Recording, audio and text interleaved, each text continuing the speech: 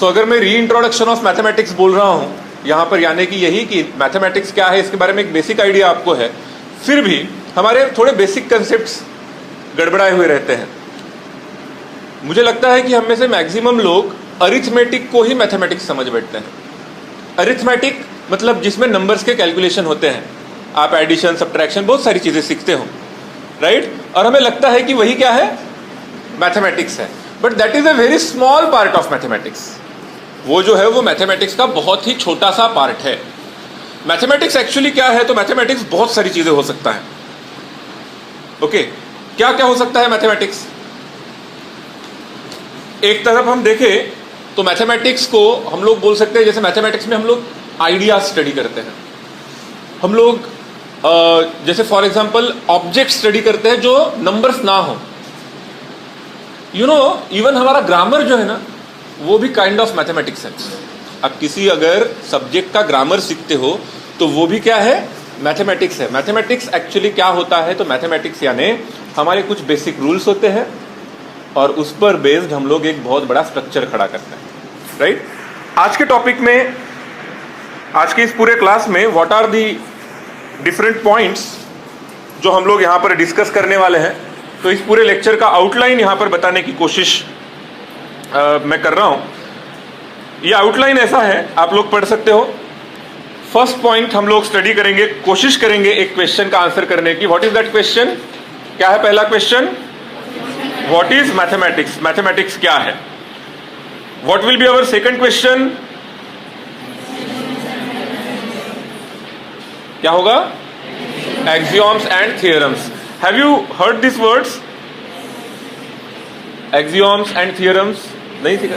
सीखा है ना, समझा है कहीं ना कहीं 10th में वगैरह, यूक्लिड्स एक्सियोम्स, है ना? सुना है कि नहीं सुना है? ओके, तो इनमें क्या फर्क होता है?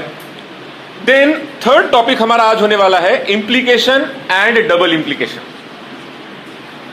ये मैं क्यों पढ़ा रहा हूं? आपको मालूम है, आपने स्कूल लाइफ में जब भी कहीं पर थियरम के प्रूफ लिखे, तब कभी कभी प्रूफ का सिर्फ एक पार्ट लिखा, राइट? और कुछ कुछ प्रूफ को 2 पार्ट लग रहे थे प्रूव करने के लिए। कुछ याद है ऐसा? तब आपको मालूम था ऐसा क्यों कर रहे हैं? बस करना है, बुक में लिखा है इसलिए मैक्सिमम टाइम्स हम लोग कर लेते थे। इट्स ओके, कुछ लोगों को मालूम भी होगा, that is really nice.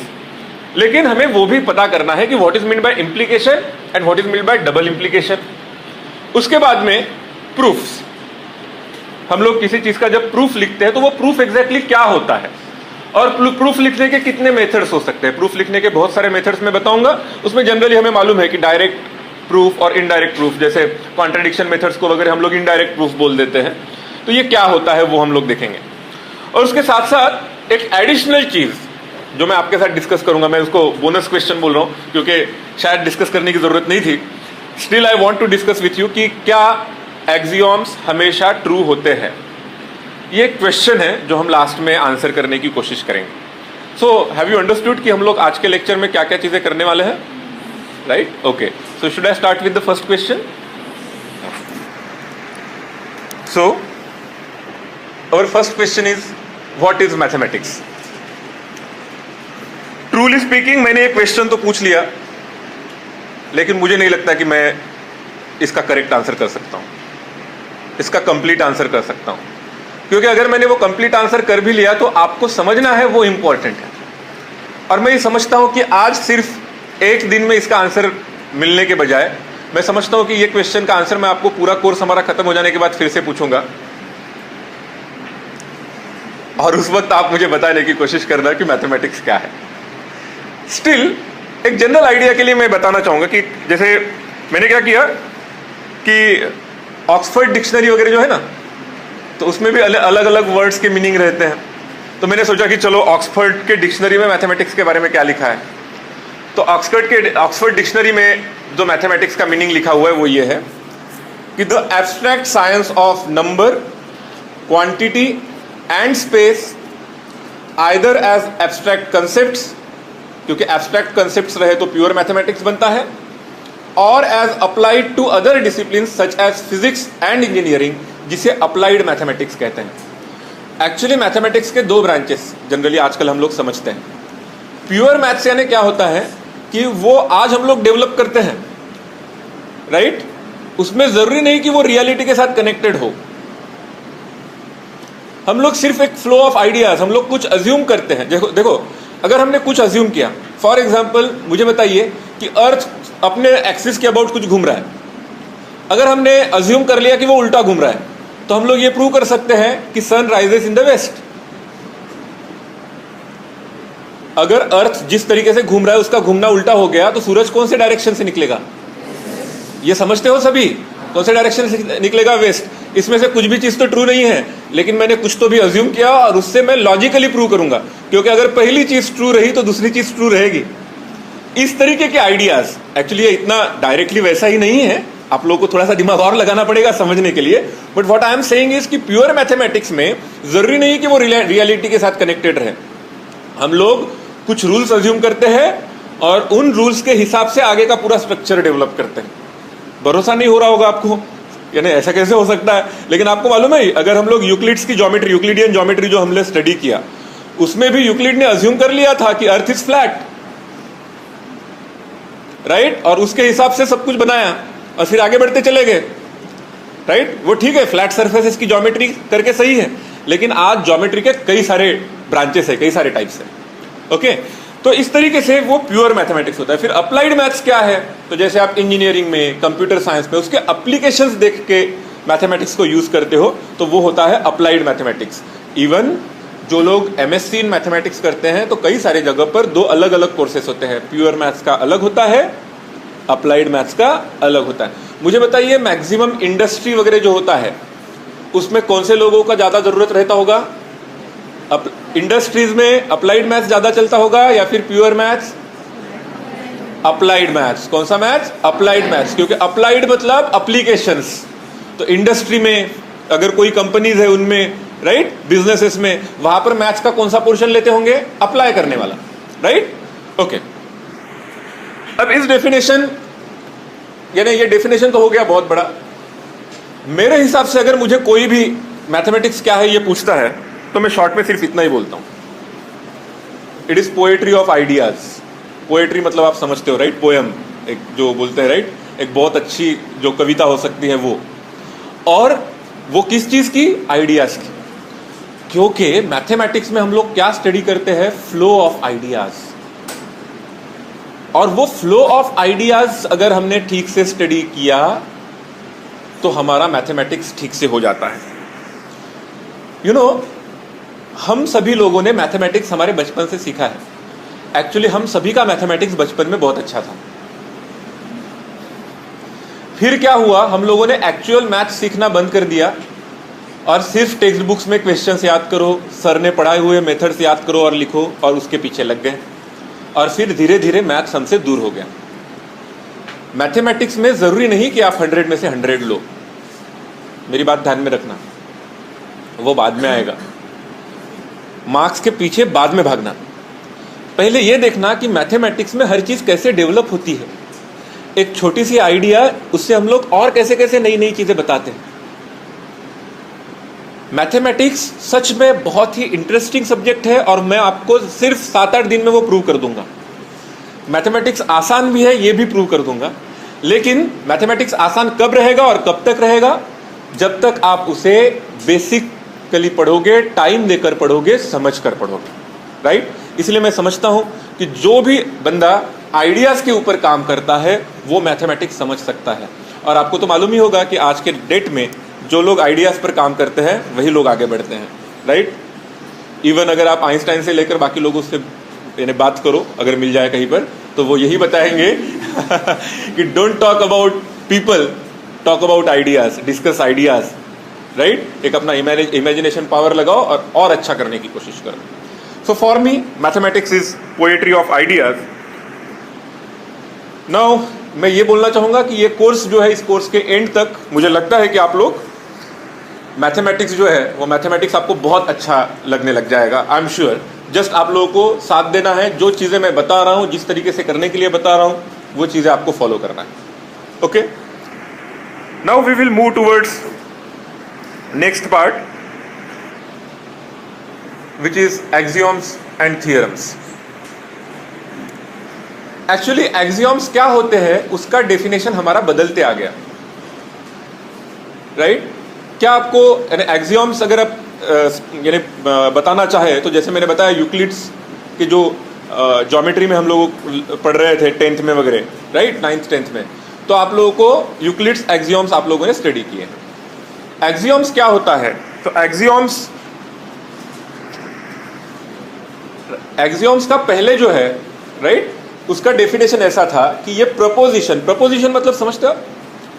Preposition मतलब जो हमने कुछ चीज बता दी, कुछ चीज प्रपोज किया, जो या तो ट्रू होगा या तो फॉल्स होगा, राइट? हम लोग कोई चीज बता रहे, कोई क्वेश्चन नहीं पूछ रहे हैं, किसी को ऑर्डर नहीं कर रहे हैं, सिर्फ कोई चीज फैक्ट रख रहे हैं किसी के सामने, राइट? मुझे बताइए, मैं एक प्रपोजिशन करता हूं यहां पर, Warora is capital of India.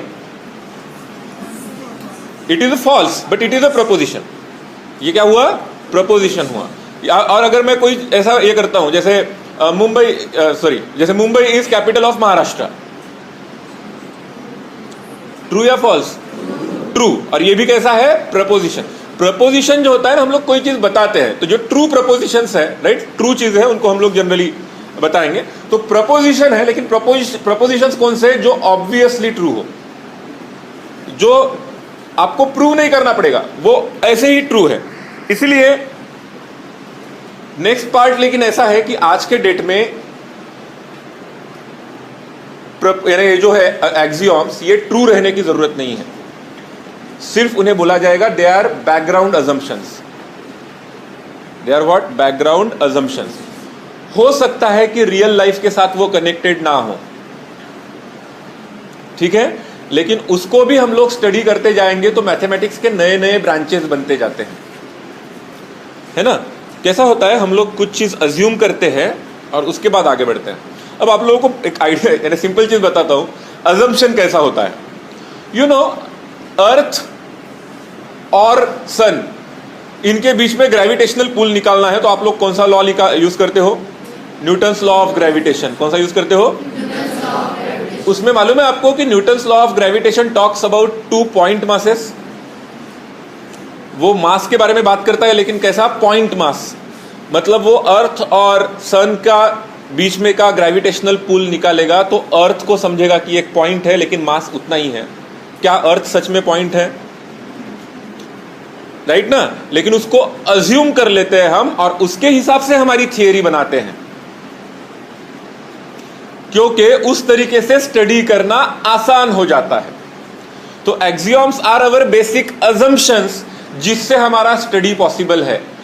ध्यान में रखना, अगर अजम्पशंस नहीं किए तो स्टडी करना पॉसिबल ही नहीं होगा, राइट? हम लोग अज्यूम करेंगे और उससे आगे बढ़ेंगे। पहले मैं जैसे बता रहा हूं, तो एक्सियोम्स की एक इंपॉर्टेंट चीज ये है, राइट, ये मॉडर्न मैथमेटिक्स में एक्सियोम्स का डेफिनेशन जो मैं बोल रहा हूं, बैकग्राउंड अजम्पशंस, तो ये जैसे रूल्स ऑफ गेम है। रूल्स ऑफ गेम मतलब, मुझे बताइए, एक गेम खेल रहे हैं हम लोग, तो उस गेम में कुछ रूल्स रहते हैं। अगर क्रिकेट की बात करें तो ऐसा रहा तो नो बॉल, ऐसा रहा तो वाइड बॉल, राइट ना, ऐसा रहा तो ये होगा। वो रूल्स तो चेंज होते आ रहे हैं ना, ठीक है। लेकिन आज के डेट में जो रूल्स है, वो रूल ट्रू है या फॉल्स है, इसके बारे में क्या बता सकते हैं? वो ट्रू भी नहीं है, फॉल्स भी नहीं है, वो सिर्फ लोगों ने एक्सेप्ट किए हैं। क्रिकेट के रूल्स वो ट्रू या फॉल्स है क्या? किसी चीज को ट्रू या फॉल्स जैसे बोलते हैं हम लोग, जैसे फॉर एग्जांपल उस लाइन के आगे अगर आपका एक पैर चला जाता है बॉलिंग करते वक्त, तो वो नो बॉल होगा, बोला जाता है। ये ट्रू या फॉल्स है, या फिर सभी लोगों ने उसे एक्सेप्ट करके उसके हिसाब से खेलते जाते हैं?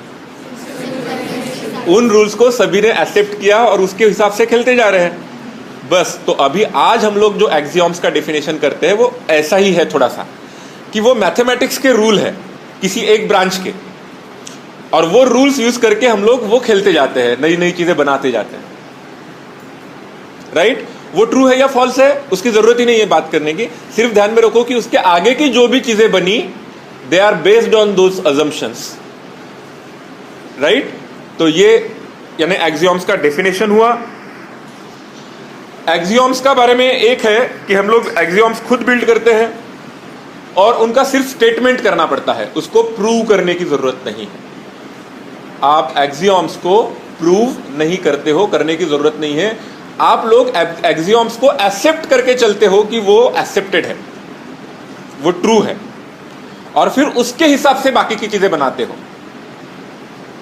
जैसे आपको यानी किसी को याद है यूक्लिड्स का कोई एक आधा एक्सियम?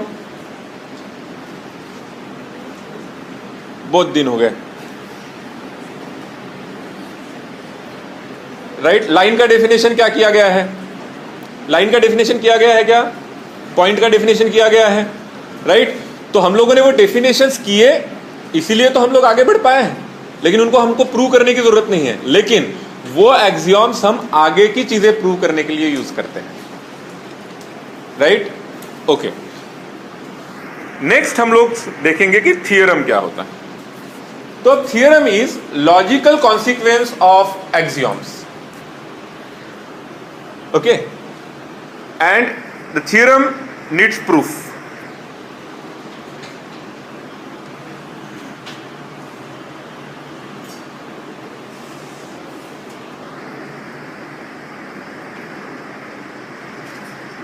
ओके, सो थियरम क्या है? Logical consequence of axioms. आपने कुछ चीज अज्यूम की और वो अज्यूम करने की वजह से आपको आगे पता चला कि ऐसा हो सकता है, फिर करेक्ट? जैसे मुझे एक बात बताइए,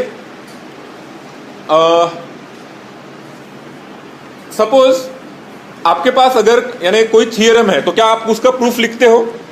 आपने अपने पूरे सिलेबस में जो कुछ भी थियरम्स है उनका प्रूफ लिखना जरूरी है, ओके? क्या हम उसे ऐसे ही अज्यूम कर लेंगे कि वो ट्रू है? नहीं। तो उसे प्रूव करने के लिए हमारे पास क्या क्या होता है, क्या क्या चीजें यूज कर सकते हैं? तो हम लोग एक्सियम्स यूज करते हैं, ठीक है? एक एग्जांपल मैं आपको यहां पर बता सकता हूं, यानी थियरम का प्रूफ क्यों जरूरी होता है। एक्चुअली ना यूक्लिड्स ज्योमेट्री जब थी तब है ना एक पर्टिकुलर थियरम तब माना गया था। वो ऐसा था कि पैरेलल पोस्टुलेट जिसे हम बोलेंगे, कैसा था कि दो लाइंस अगर पैरेलल है सपोज, राइट ना, तो they will never intersect, right? ये ऐसा समझा गया था कि it can be proved sometime. वो प्रूफ नहीं हुआ उसका, लेकिन वो प्रूफ हो सकता है, तो उसको हम लोग क्या मानकर चल रहे थे? Theorem, right? लेकिन आगे चल के हमें पता चला कि ये प्रूव नहीं किया जा सकता, लेकिन वो ट्रू है, राइट? या फिर एक्सेप्टेड है फॉर दैट ज्योमेट्री। तो इसीलिए फिर हमने उसे चेंज करके उसको अभी यानी पोस्टुलेट या फिर एक्सियम बोल दिया है उसे, right? This is one change जो आपको मालूम होने वाला चेंज है, राइट? कि पहले हम लोग समझ रहे थे कि इसे प्रूव कर पाएंगे, लेकिन प्रूव नहीं कर पाए, मतलब उसे थियरम बोलने की जगह पर हमें क्या बोलना पड़ेगा? एक्सियम बोलना पड़ेगा, ओके? ठीक है, so this is axioms and theorems. क्या सभी लोग इन दो चीजों को समझने की कोशिश कर सकते हैं? अभी एक्सियम्स मतलब क्या? कोई भी मैथमेटिक्स या कोई भी साइंस डेवलप करते वक्त, यहां पर हम मैथमेटिक्स ही बोलेंगे, मैथमेटिक्स डेवलप करते वक्त बेसिक कुछ चीजें अज्यूम करनी पड़ती है कि वो ट्रू है, अज्यूम करनी पड़ती है, और वो ट्रू है ऐसा अज्यूम करके फिर हम लोग उसमें से नए नए रिजल्ट्स बनाते जाते हैं। वो जो नए नए रिजल्ट बनाते जाते हैं, those are called theorems, okay? Theorems को प्रूव करना पड़ेगा, एक्सियम्स को प्रूव करने की जरूरत नहीं है, ओके? ठीक है, now I think we should move towards our next question, that is implication and then double implication. ये क्या होता है? Implication and double implication.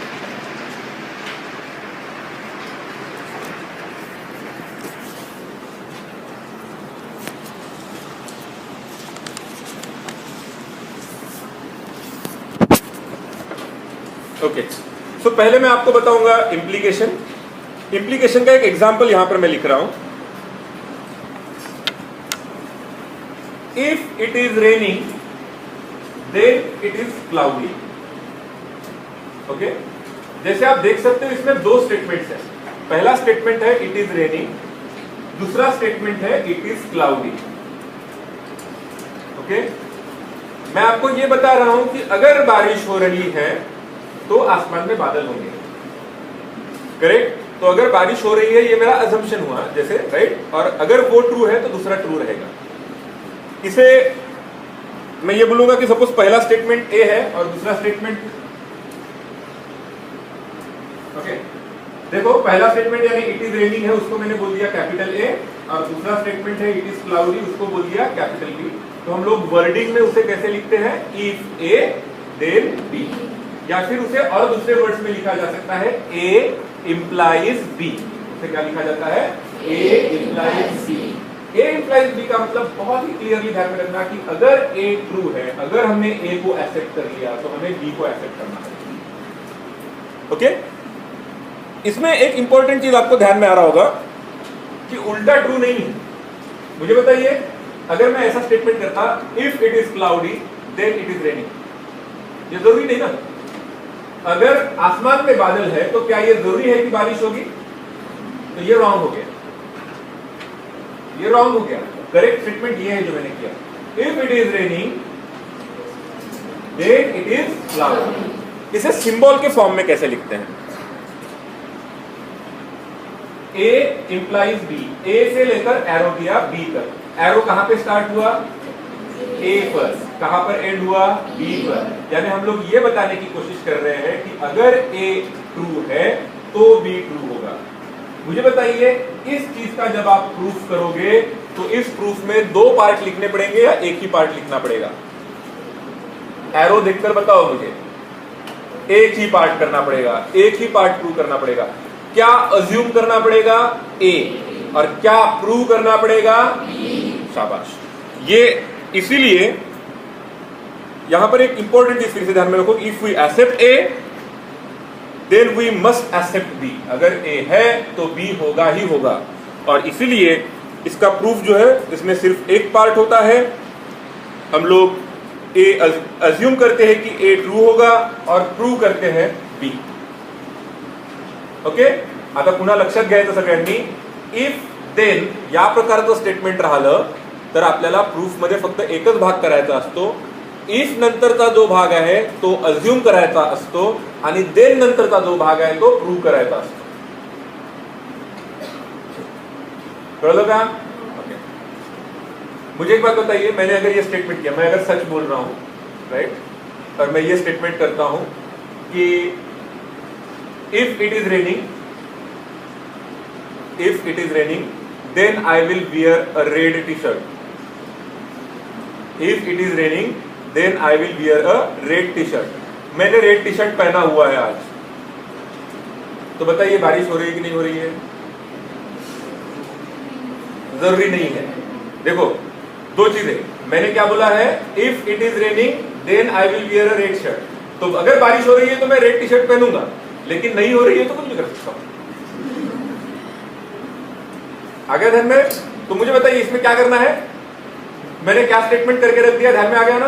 क्या स्टेटमेंट है मेरा, फिर से एक बार करता हूं, if it is raining then I will wear a. अच्छा, अब आपको मैं नहीं दिखा लेकिन बारिश हो रही है, तो बताओ क्या आप श्योर हो कि मैंने रेड टी शर्ट पहना है? यस। मेरा फिर से स्टेटमेंट सुनो, if it is raining then I will wear a red t-shirt. If it is raining then I will wear a red t-shirt. अब आपने मुझे नहीं देखा लेकिन आपको दिख रहा है कि बारिश हो रही है, तो बताओ मैंने रेड टी शर्ट पहना है कि नहीं? पक्का यस, पहना है। लेकिन आपने मुझे रेड टी शर्ट पहने हुए देखा, आपको बाहर देखने के लिए नहीं मिल रहा है, तो बताइए बारिश चल रही है कि नहीं? पता नहीं, हो भी सकती है और नहीं भी हो सकती। अच्छा, और एक बात अब शायद ज्यादा अच्छे से समझ में आएगा। देखो, if I fail in exam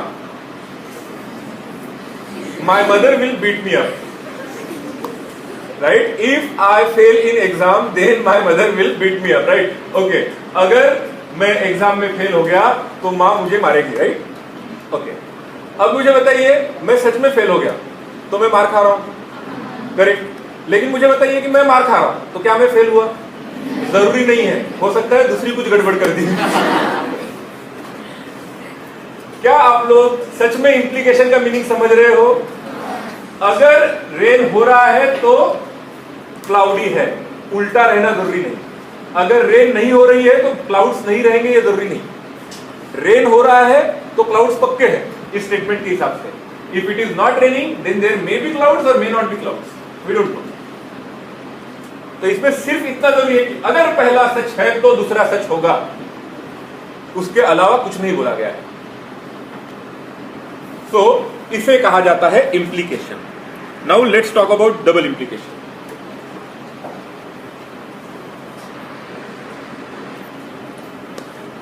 It is a leap year if and only if it have 366 days. Right? इसमें मैं ये बोलने की कोशिश कर रहा हूं if and only if जब भी आ जाता है तो पहले ये स्टेटमेंट समझ रहे हो आप? इसमें मैंने if then लिखा है या if and only if लिखा है? क्या लिखा है? if and only if. if and only if.